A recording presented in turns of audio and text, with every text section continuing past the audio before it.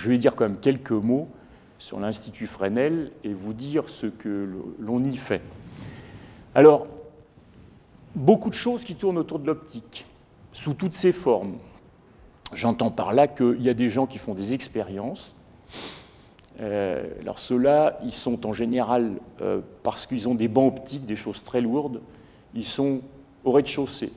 Et plus on monte, et plus on a des gens qui s'éloignent en gros de l'expérience, et je fais partie de ces gens-là. Je m'étonne toujours que la physique, je dis ça en m'amusant bien entendu, parce que je sais que la physique est une science expérimentale, mais que l'on, dans l'équipe dans laquelle je suis, nous faisons essentiellement des choses théoriques et des expériences numériques. Voilà. Alors, en l'occurrence, j'appartiens au groupe Clarté. Là aussi, vous savez, il faut absolument employer des acronymes, sans quoi ça n'est pas bien. Et ce que vous voyez ici, les 3 dessins qui sont là, eh bien, ce sont des figures qui sont issues de calculs numériques. Autrement dit, qui ne sont pas liées à des expériences faites sur un banc optique, par exemple. Alors ici, vous avez par exemple une lentille un peu bizarroïde, qui est une lentille plate, et justement ce que vous voyez ici, c'est la simulation d'un métamatériau. J'en reparlerai tout à l'heure. Ici, on a un champ électromagnétique à l'intérieur d'une fibre optique un peu particulière, qui est une fibre optique à cœur, vous voyez, ici à cœur creux, avec des petits trous faits dans la silice, j'en reparlerai aussi un petit peu. Et ici, c'est un dessin que m'a donné un collègue, je ne sais pas à quoi ça correspond, donc je ne vous en dirai rien.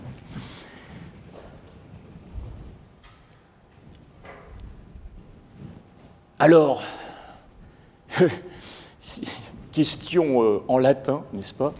Cette saison, le physicien s'interroge, et quand il s'interroge, il dit quid. Alors, qu'est-ce que la lumière? Ça, c'est un vaste débat. Et la lumière peut être vue de beaucoup de manières différentes. On peut le voir comme un objet purement quantique, on peut le voir comme un objet fait de rayons. Pour ce qui me concerne, la conception que j'en ai, c'est essentiellement un champ électromagnétique qui est régi par les équations de Maxwell et dont je ne dirai pas grand-chose. Les équations de Maxwell sont des équations assez compliquées et qui sont des équations mathématiques. Et je me suis fait violence pour faire en sorte que n'apparaisse aucun signe bizarre ce soir. Voilà. Donc, je ne vous présenterai pas Maxwell et ses équations. Et donc, dans une certaine gamme d'énergie, les équations de Maxwell permettent de bien comprendre ce qu'est la lumière. Et le champ électromagnétique est donc en quelque sorte codé par les équations de Maxwell que je ne présenterai pas ce soir. Et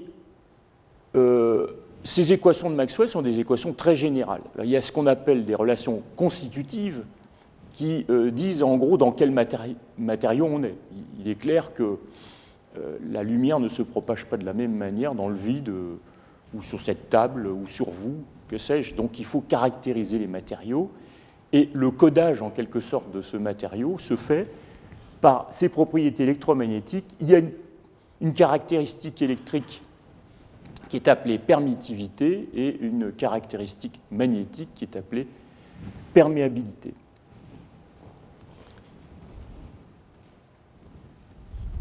Alors, avant d'en venir à la cape d'invisibilité, je voudrais vous parler d'une histoire. J'ai mis histoire avec un petit h, parce que c'est la nôtre. Et je vais vous dire pourquoi je vais vous parler de cette histoire, c'est qu'elle elle est très révélatrice de la manière dont procèdent les scientifiques et qui est en ce moment mise à mal, soit dit en passant, par l'obsession délirante de certains politiques qui souhaiteraient que les scientifiques soient, comment dire, qu'ils leur disent à l'avance ce qu'ils vont faire. C'est une absurdité complète, mais lorsqu'ils s'en apercevront, peut-être que ce sera trop tard. Alors j'ai en mémoire ce que disait Picasso, un être merveilleusement pénible, mais merveilleux quand même. Il disait « Si je sais ce que je vais faire demain, alors à quoi bon le faire ?»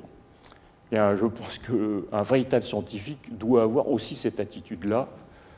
Toutes les personnes qui sont ici et qui ont maille à partir avec les ANR, la RS et compagnie, ils savent de quoi je veux parler. Alors, je vais vous parler de cette petite histoire. Il se trouve que une de nos spécialités au groupe Clarté, c'était d'étudier les fibres optiques. Et alors, il y a une certaine catégorie de fibres optiques qui est apparue, qui est appelée fibre optique microstructurée. Alors, vous avez vu une fibre optique, c'est, on va dire, une fibre de silice, complètement ordinaire. À savoir que quand on regarde la section droite, c'est juste un disque de silice. Et il y a des gens à un moment qui se sont dit, tiens, si je fais des trous à l'intérieur, est-ce que je vais modifier la propagation du champ électromagnétique, les modes, etc. Et si oui, comment? Alors c'est ça la question. Là, ces petites barres là sont censées être les trous que l'on fait dans la tige. Mais au début, faut bien comprendre comme qu'une fibre optique, c'est 50 microns ou 100 microns l'ordre de grandeur, c'est-à-dire la taille d'un cheveu. Et puis après, il faut faire des trous dans les cheveux dans le sens du cheveu. Donc vous voyez que ce n'est pas complètement trivial et qu'il a fallu attendre un certain nombre de temps avant de pouvoir faire des choses pareilles. Mais on y arrive. Et alors au début, il s'agissait donc de faire des trous, et puis une des technologies, c'est d'étirer la fibre. Et cette fibre-là était mise sur un tambour. Et quand elle est mise sur un tambour, il se trouve que cette fibre se tord, comme ceci. Quand vous avez une fibre dans laquelle il n'y a pas de trou, le fait de le tordre, c'est invariant par rotation, ça ne change rien. Mais quand il y a des fibres, et quand il y a des trous à l'intérieur, ça pose problème. Alors ça donne quelque chose comme ceci. Alors là, c'est très exagéré, hein. La torsion est évidemment très exagérée, puisque la torsion se fait sur quelques centimètres, par exemple, quelque chose comme ça. Bon, vous savez sans doute, enfin un certain nombre d'entre vous savent que les longueurs d'onde, je vais en reparler, hein, associées à la propagation du champ électromagnétique à l'intérieur de ces fibres, c'est de l'ordre du micromètre, 22 microns. Et il se trouve que, donc, au début, on pensait que les torsions qui étaient comme ceci empêchaient la propagation de la lumière. Il se trouve que, précisément comme on perd l'invariance par translation de la fibre, eh bien, on ne peut plus employer la méthodologie classique. Et une méthodologie qui vient à l'esprit, c'est de se dire, bon, bah, certes, ça n'est plus invariant par translation, mais il y a une périodicité, comme on voit ici. Là, on retrouve, après un certain, une certaine période, qui est précisément comme ceci, la même chose. On va se servir de cette périodicité et on va utiliser une théorie qui est bien connue, à savoir la théorie de Bloch. Bon, mais le problème, c'est que théoriquement, ça marche, mais après, il faut faire des calculs sur ordinateur. Et la période, vous voyez, le rapport entre la période qui est ici et la longueur d'onde peut être d'1 million. Donc, la théorie de Bloch est inexploitable.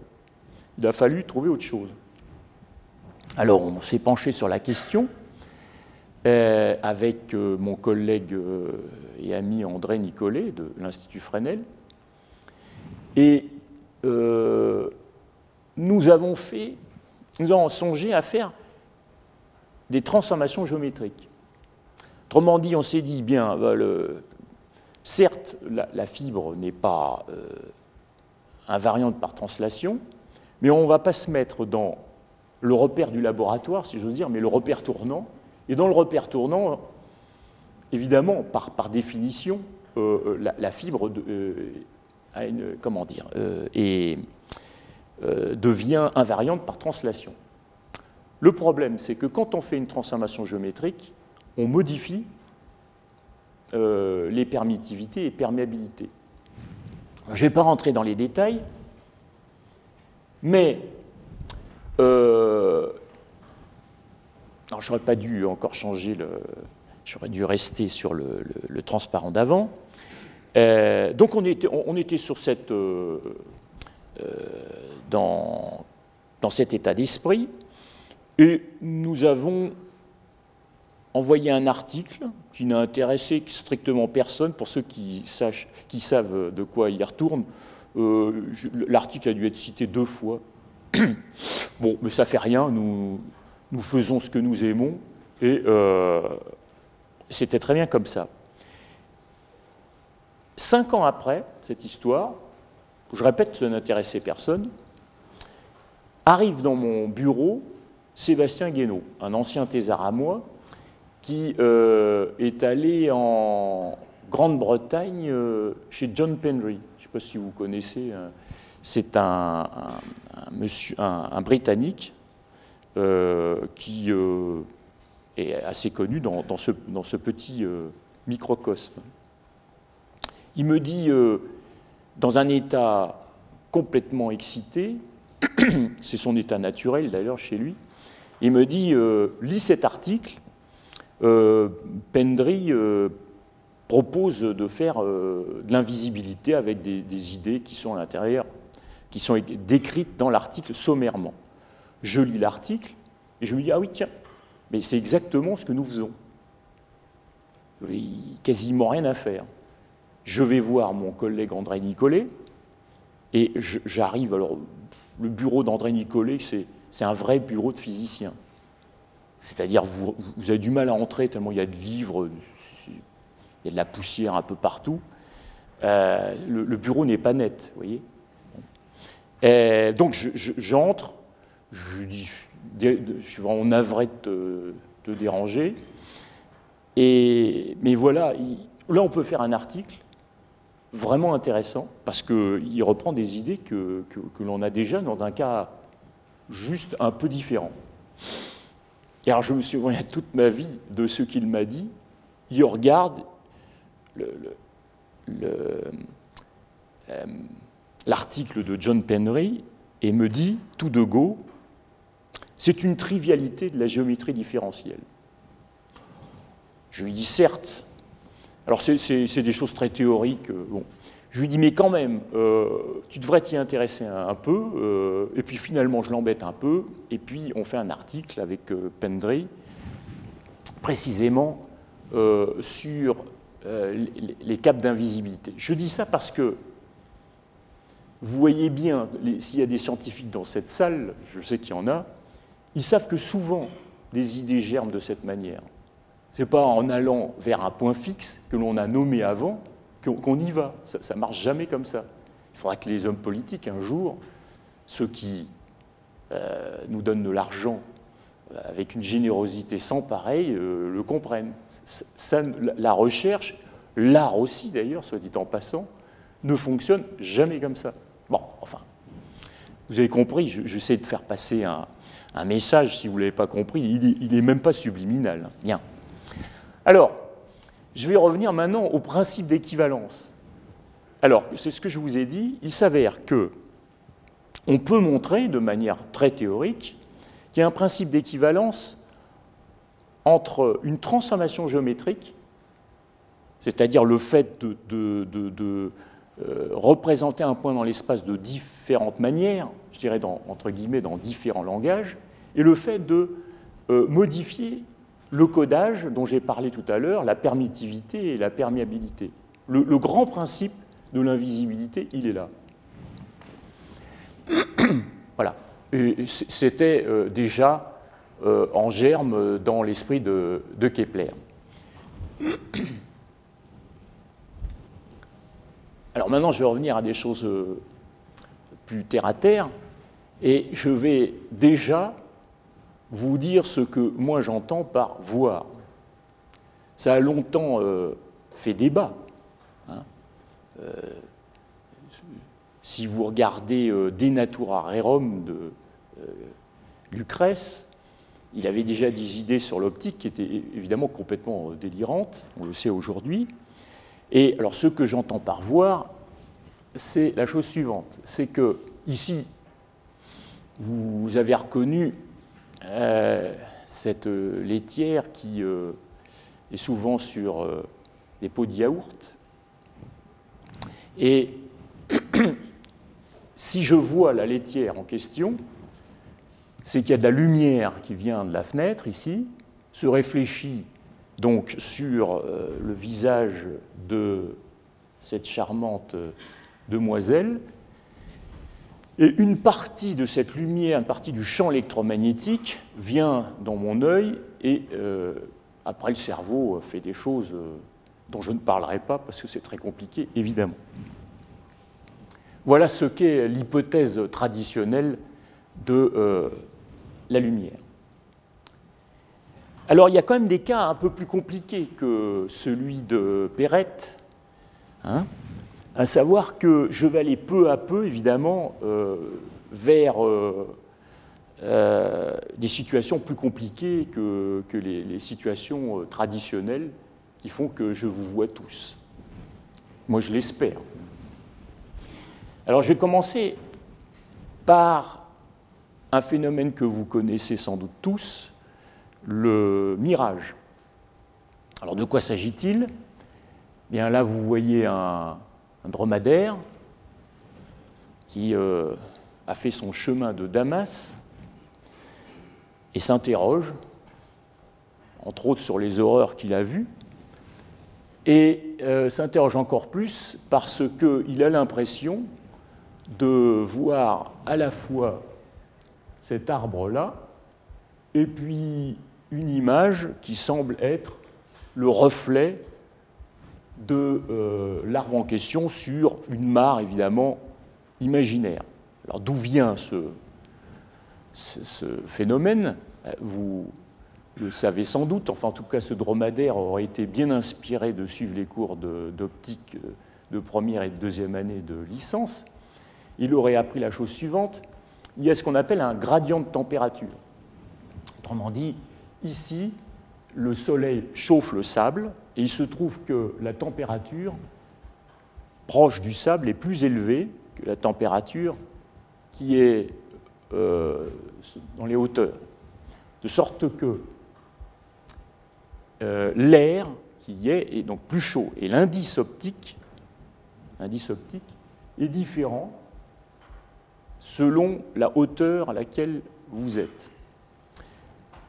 Et ce phénomène fait que la lumière ne se propage plus en ligne droite. Alors, d'un certain point de vue, du point de vue de la géodésique, il continue à être dans une ligne droite, mais une ligne droite qui n'est pas celle que l'on observe dans notre monde, entre guillemets, réel.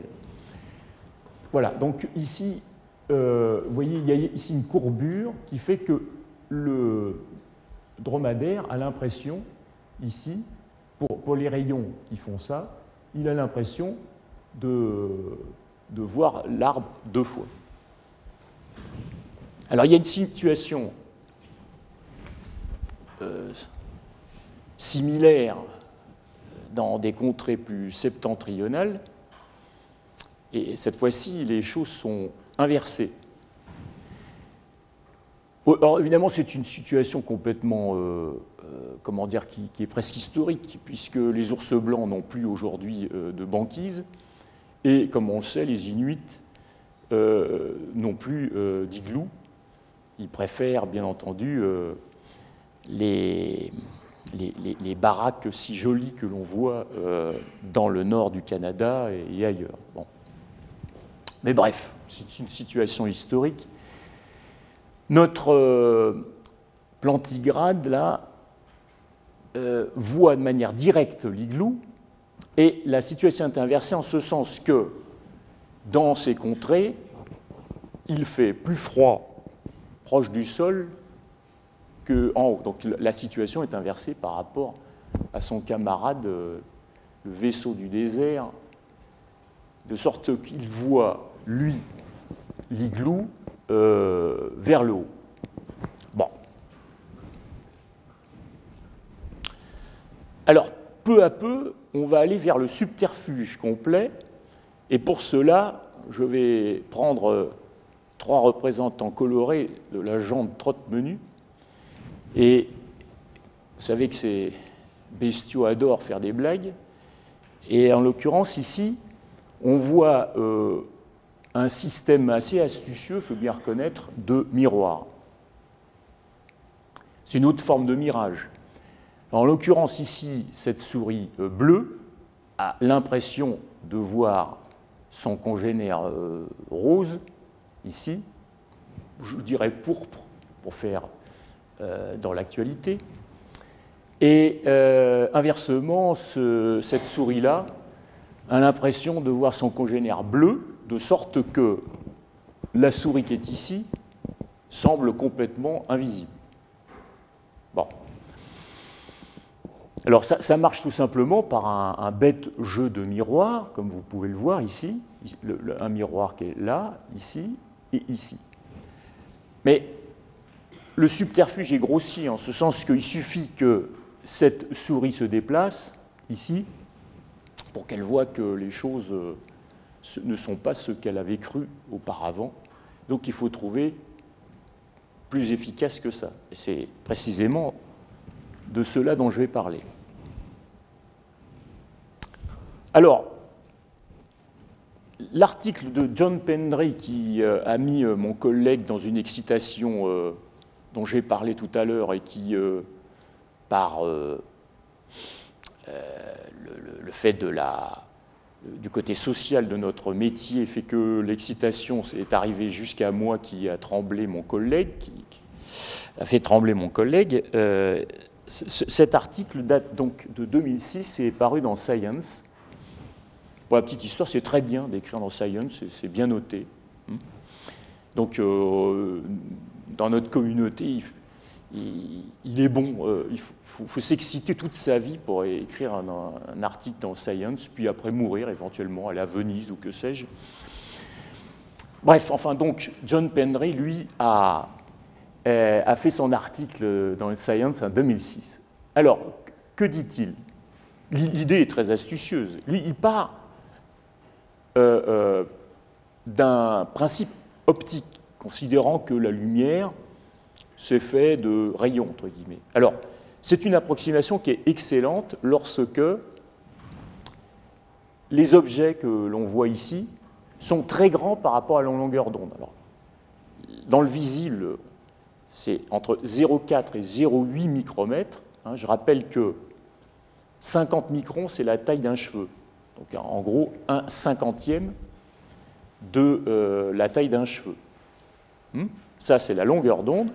Si les objets sont grands par rapport à cette longueur d'onde en question, la théorie des rayons, on va dire, est excellente. Alors, vous voyez bien que vous, par exemple, vous êtes évidemment très grand par rapport à la longueur d'onde. La notion de rayon est donc excellente. Et donc, l'idée de John Pendry, c'était de dire, bien, comment fait-on pour faire en sorte qu'une partie de l'espace soit en quelque sorte complètement soustrait au regard? Eh bien, il suffit de déformer ici un matériau, vous voyez, faire en sorte que, un matériau très spécial fasse en sorte que on déforme les rayons de la manière que l'on voit ici, et en quelque sorte, vous voyez, tous les rayons passent autour de cette région-là, et ce qui est remarquable, c'est que quand on voit ce qui se passe à l'extérieur de ce disque, vous voyez que les rayons ne sont pas déformés. Si les rayons ne sont pas déformés, c'est donc qu'on ne voit pas l'objet. Encore une fois, bon, pour les scientifiques qui sont ici, c'est une évidence, mais c'est difficile à comprendre. Imaginez, par exemple, que vous soyez sur une rivière et que vous lâchez un caillou dans la rivière, ça fait des ondulations. Bon. Et maintenant, imaginons un instant que vous mettiez un petit rocher qui dépasse dans l'eau. Elle va faire des ridules, c'est-à-dire qu'elle va transformer les vaguelettes qui proviennent du caillou qu'on a jeté. Voir, si j'ose dire, la pierre qui dépasse, du point de vue des ondes, c'est dire ah ben je sais qu'il y a quelque chose parce qu'elle a transformé les ondelettes issues du caillou jeté. Donc toute l'idée, c'est de dire bon, je vais essayer de faire en sorte qu'autour de la pierre qui dépasse, je mette quelque chose, c'est ça toute la subtilité, qui fait en sorte que, au-delà de la chose que je vais mettre autour du caillou, eh bien, les ondes ne soient pas modifiées. De sorte que, on peut dire dans ce cas-là, on ne les voit pas. C'est de ça dont il s'agit. Bon, ça c'est l'idée de principe, mais après, il faut les mettre en application, notamment sur les équations de Maxwell. Ça a été, c'est une autre paire de manches. Alors, donc je vais revenir à ce dont j'ai parlé tout à fait au début dans ma présentation, c'est le fameux truc de la cape. Car, mesdames et messieurs, évidemment, vous savez sans doute que quand on est un sorcier, c'est très facile. Il suffit de demander au père d'Harry Potter et il vous livre un voile qui vous permet de vous soustraire au regard du public. Et moi, je suis un moldu, et dans le monde des moldus, mais malheureusement, c'est plus difficile à faire. Et c'est surtout l'intérêt quand même du monde des moldus, c'est qu'on peut dire comment on fait. Parfois, la sorcellerie, ben, c'est de la sorcellerie, on ne sait pas comment ça marche. Et si on savait comment ça marchait, ça ne serait plus de la sorcellerie. Bref. Alors, en l'occurrence, donc, tout marche autour de deux principes. Une transformation géométrique, et cette transformation géométrique, elle est équivalente à coder les matériaux via la permittivité et la perméabilité de manière différente, avec des lois, c'est ça qui est important, que l'on peut connaître exactement.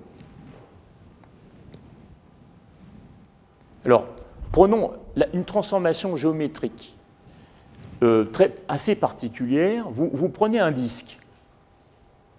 Alors, on est pour l'instant dans un monde bidimensionnel, ça évite de faire des dessins en 3D, c'est plus compliqué. Et ce que vous faites, c'est que vous allez évider le disque, vous voyez, donc le point rouge devient cette fois-ci un disque qui est là, et vous allez contracter tous les points qui sont là. Par exemple, le point vert va se retrouver ici, et le point bleu va se retrouver là. Ce qui est important, c'est que tout point dans ce disque-là va trouver son analogue dans cette représentation géométrique à droite. Il y a une petite subtilité, ce en quoi mon collègue André-Nicolas avait tort, ce que je lui ai dit, ce n'est pas tout à fait une transformation géométrique, c'est aussi ce qu'on appelle une transformation topologique. On a fait un trou dedans. Au début, là, ici, c'était un disque plein. Là, on a fait un trou. Et on voit bien d'ailleurs que ce point-là, sa représentation, ce n'est plus un point, mais un cercle. Donc ça pose des petits soucis qui sont plus compliqués qu'il n'y paraît. Bref, ça, c'est la transformation géométrique. Donc vous voyez que l'idée est élémentaire. Mais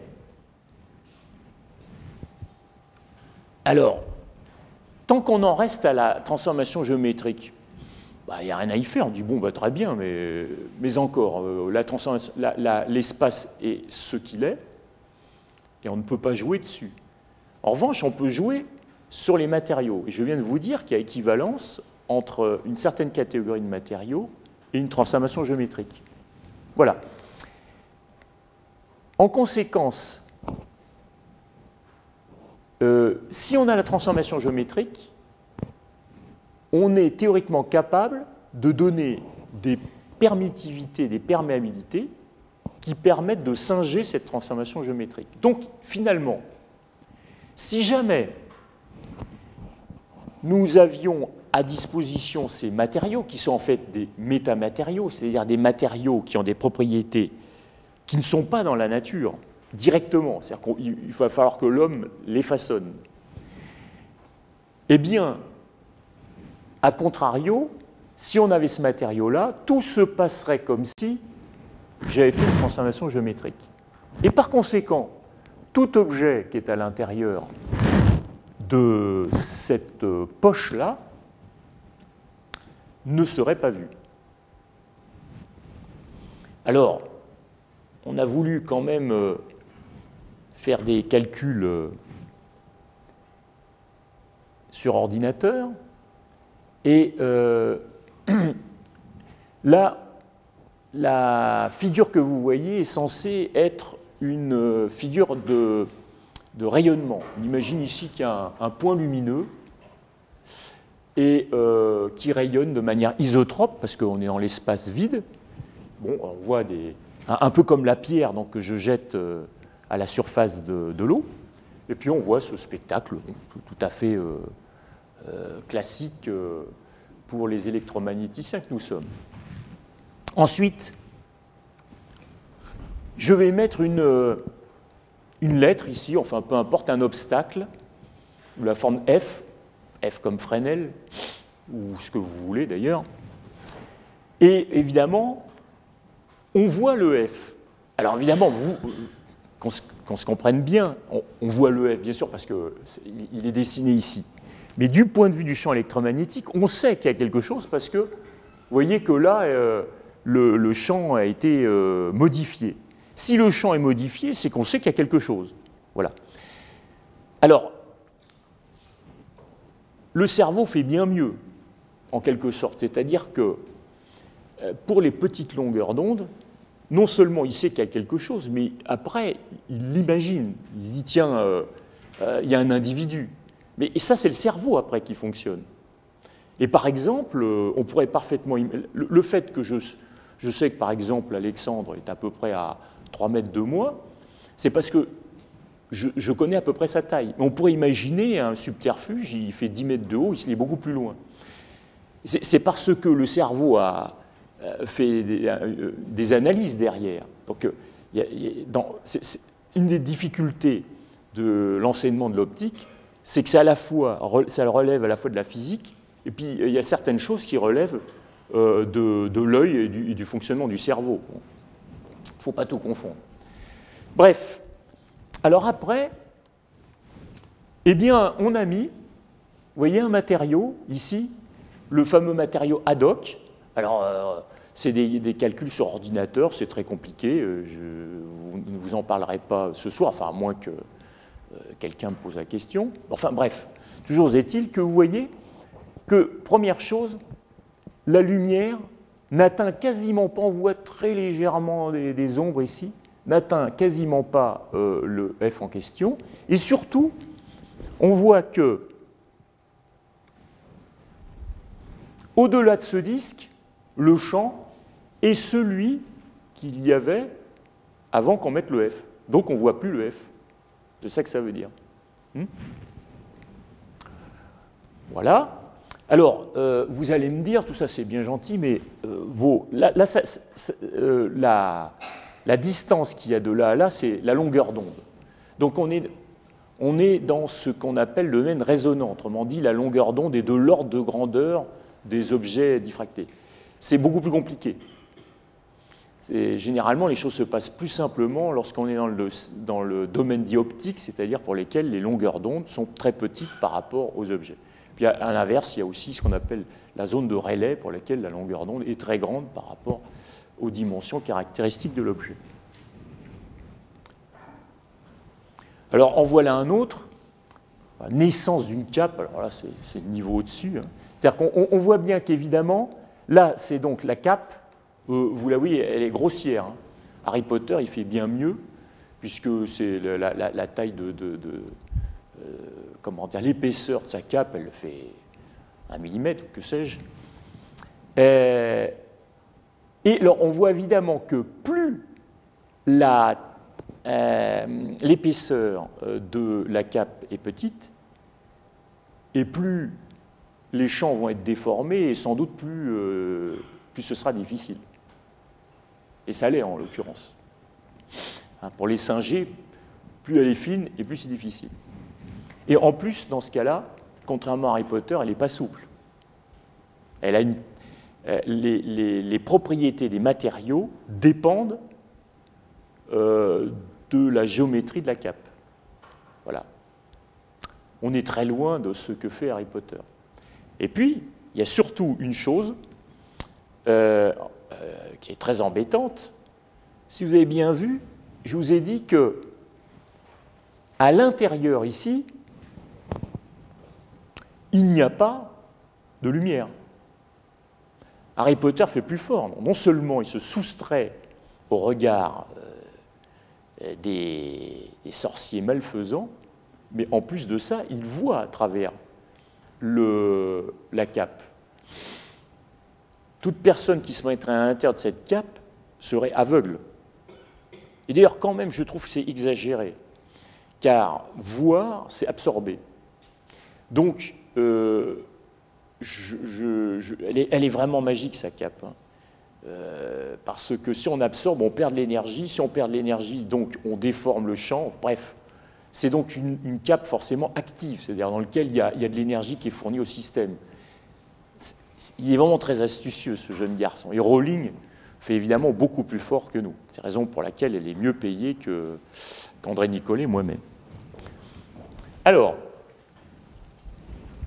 maintenant, je vais quand même vous montrer qu'on peut faire des capes de forme quelconque. C'est vraiment pour on a voulu se rapprocher un peu de ce que fait Harry Potter. Puis là, bon, alors là, c'est une petite animation. Voilà, on voit une source qui rayonne et on voit que grosso modo le champ qui est là à l'extérieur donc de cette cape là n'est pas modifié par l'obstacle.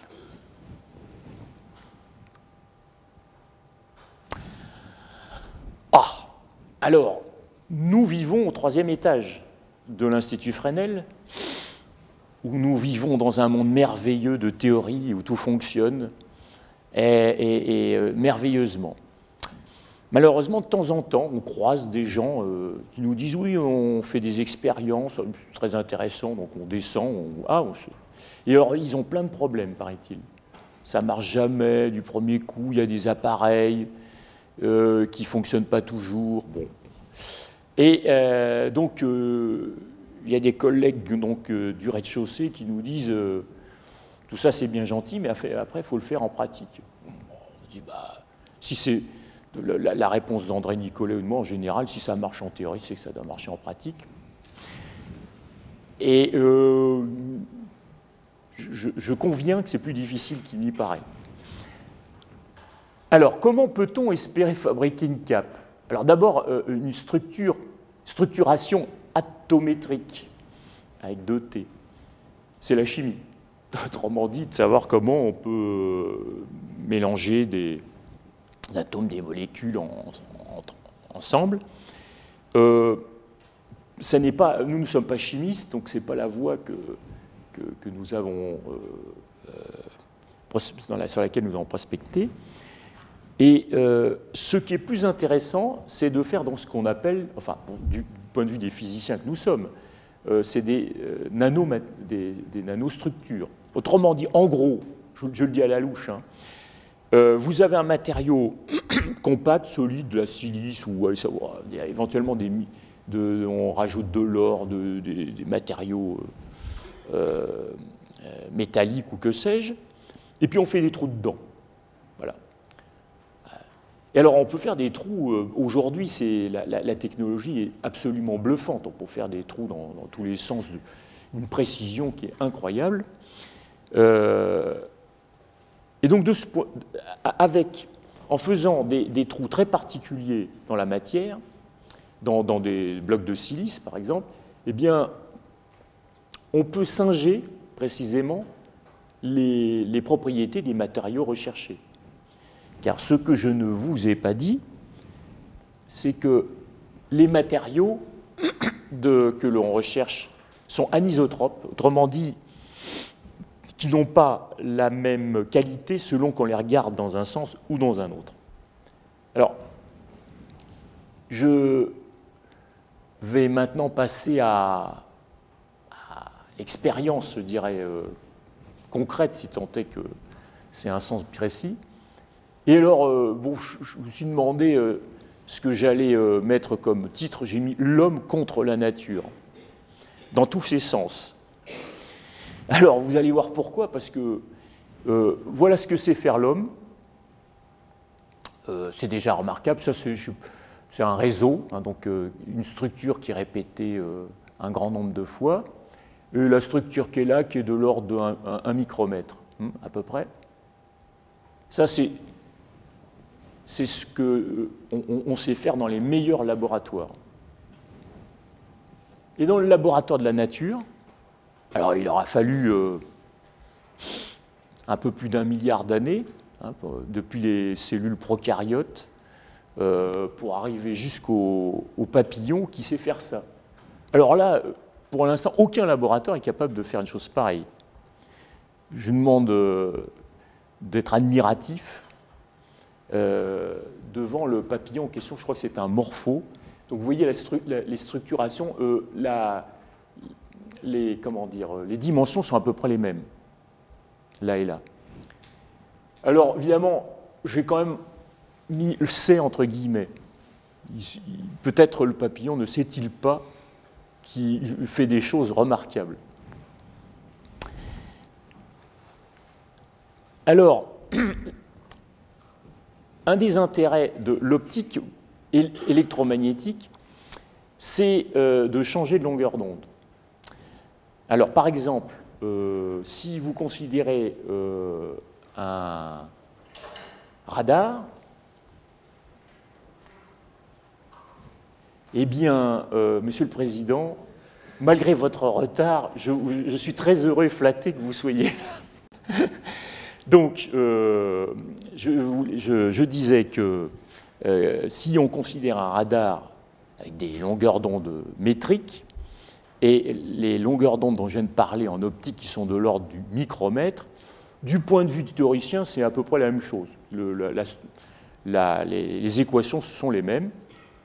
Mais l'intérêt, c'est qu'évidemment, c'est plus facile de structurer la matière à 1 centimètre, de faire des trous, des dessins avec, que de faire des trous qui font 100 nanomètres. Donc la première des choses que l'on fait, eh bien, c'est de commencer à voir ce que l'on peut faire dans les micro-ondes.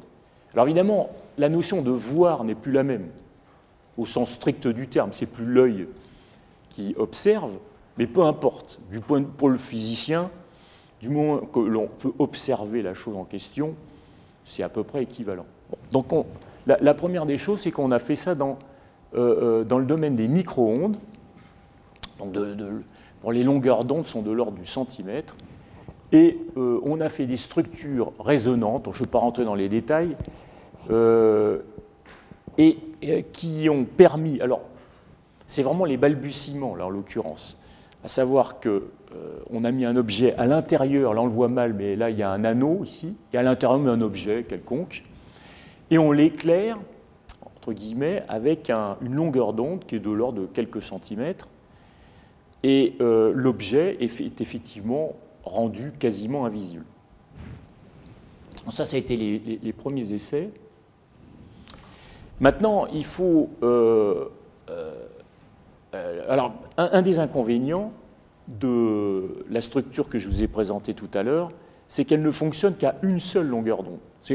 Si vous voulez, dans le domaine de l'optique, c'est comme si ça ne fonctionnait que dans le bleu.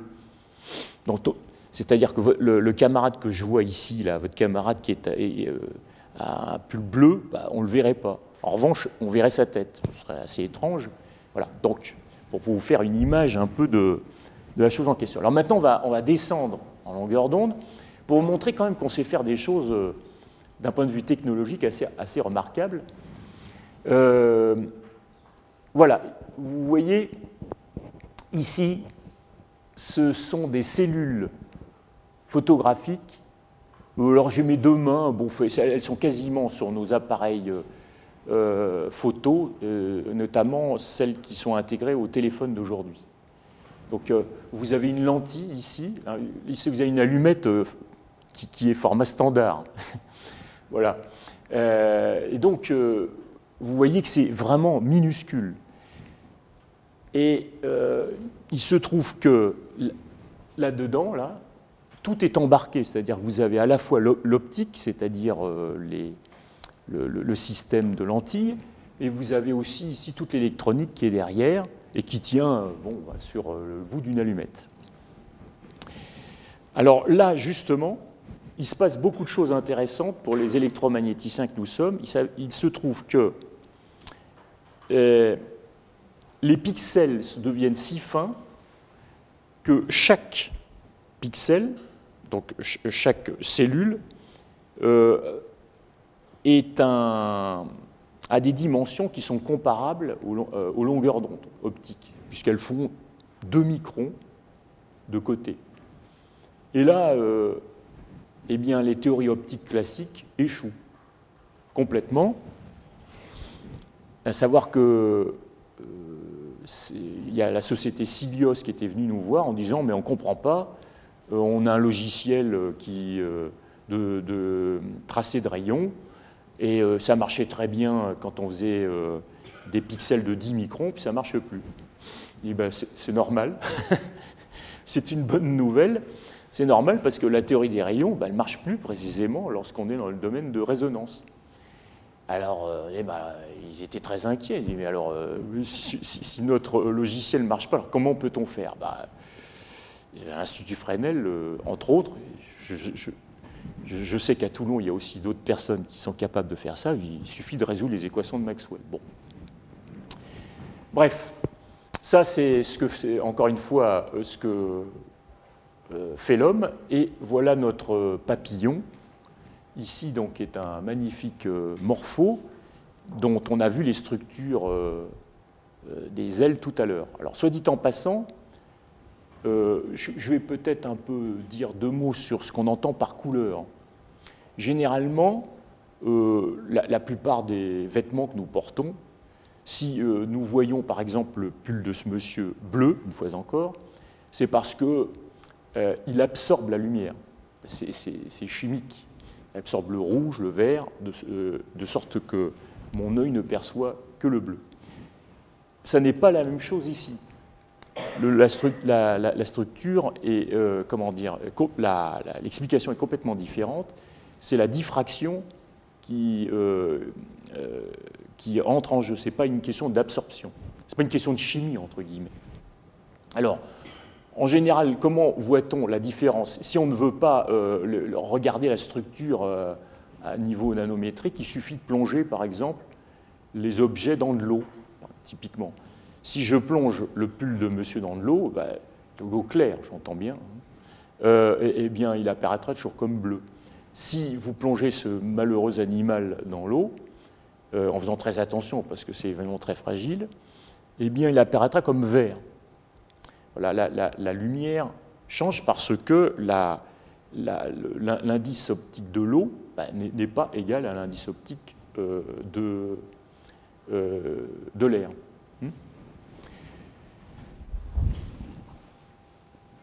Bon, alors, je vous ai dit qu'au 3e étage de l'Institut Fresnel, il y a des gens qui font de la théorie et qui font... Alors, je dois cette expression à un collègue du CPT, que je trouve très joli, qui font des expériences in silico, autrement dit, dans la silice, autrement dit, sur des ordinateurs, où le monde est merveilleux. Nous sommes des vrais démiurges, puisque nous avons tout pouvoir sur les équations et que nous manipulons. Bon, maintenant, il faut être un peu plus sérieux. Il s'agit de vouloir le faire en pratique. Alors, il y a beaucoup de difficultés à surmonter. Les obstacles principaux, c'est qu'il se trouve que les matériaux sont anisotropes. Je l'ai déjà dit, un matériau isotrope, c'est un matériau pour lequel, qui n'est pas en quelque sorte modifié en changeant le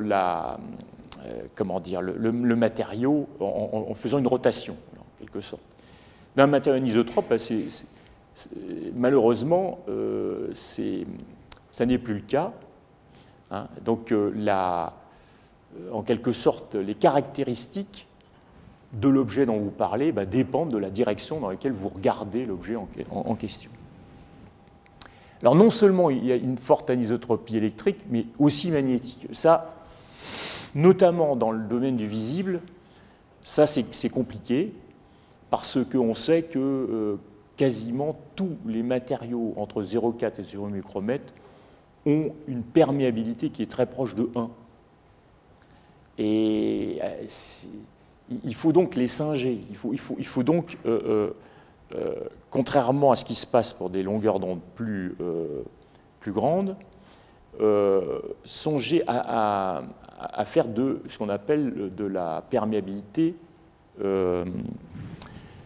artificielle. Et c'est une difficulté supplémentaire.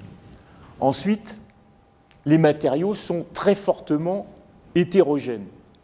J'entends par là que la propriété optique à l'intérieur de la cape à un endroit n'est pas la même qu'à un autre.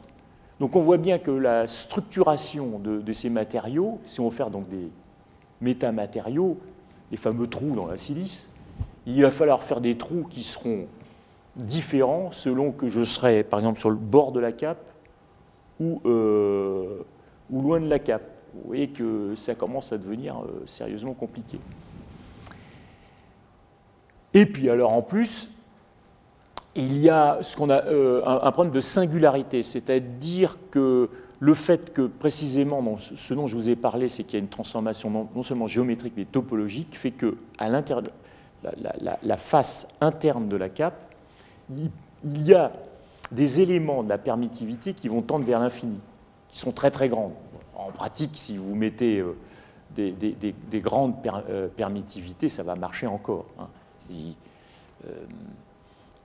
est évident qu'il n'y a pas de permittivité infinie, mais on peut s'en approcher.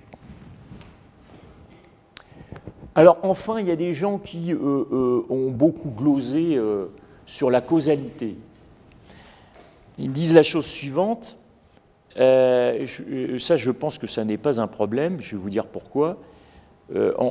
L'idée c'est de dire, de faire contourner donc la lumière dans la cape, mais vous voyez que la lumière ne voyage plus en ligne droite. Elle a donc un chemin qui est plus grand que lorsqu'elle était en ligne droite. Par conséquent, on peut se dire, mais alors, si on veut cela, ça veut dire qu'il faudrait que dans le matériau, elle aille plus vite que dans le vide. Et donc ça n'est pas possible, quoi. Bon. Alors, ça serait vrai si on exigeait du matériau qu'il soit comme ça à toute longueur d'onde, entre 0 et plus l'infini. Mais ce n'est pas ce qu'on demande. On demande juste une fenêtre. Donc, à mon avis, ça, ce n'est pas un problème. Voilà. Parmi les 5, c'est celui qui posera, à mon avis, le moins de problèmes. Alors, peut-on franchir les obstacles? Alors, là, après, on rentre dans les détails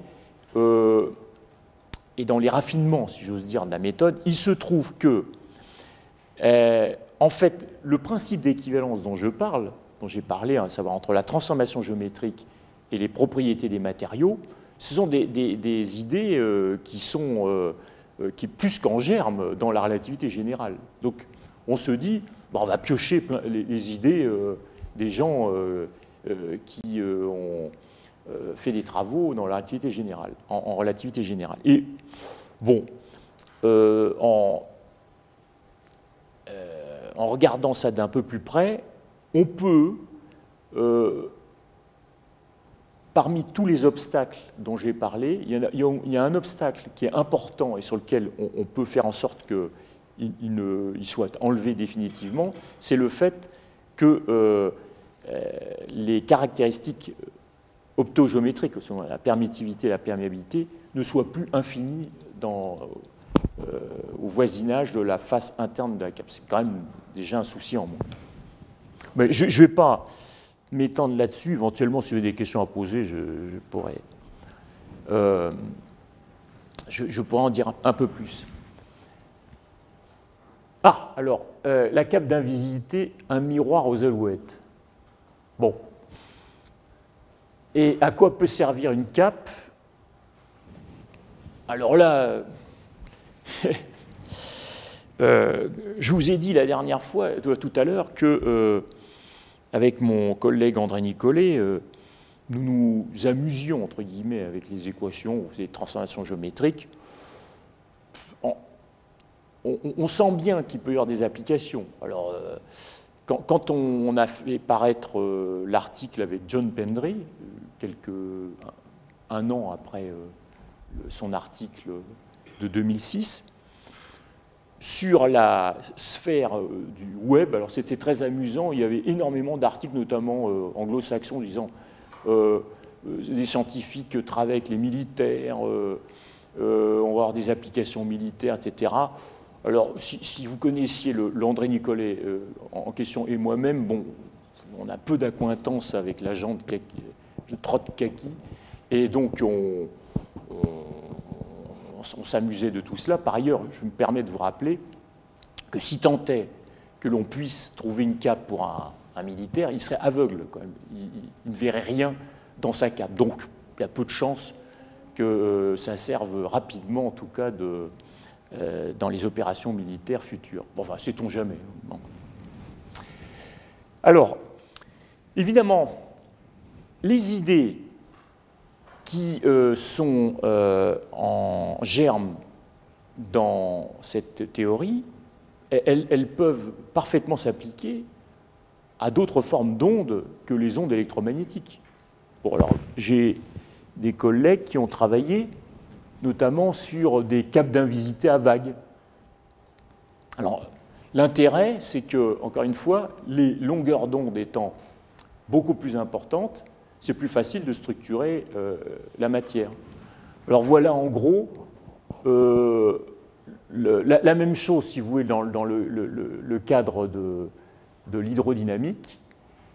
Donc ici, vous voyez, ici, c'est censé être la cape, qui est une cape assez lourde, vous en conviendrez, hein, c'est des plots.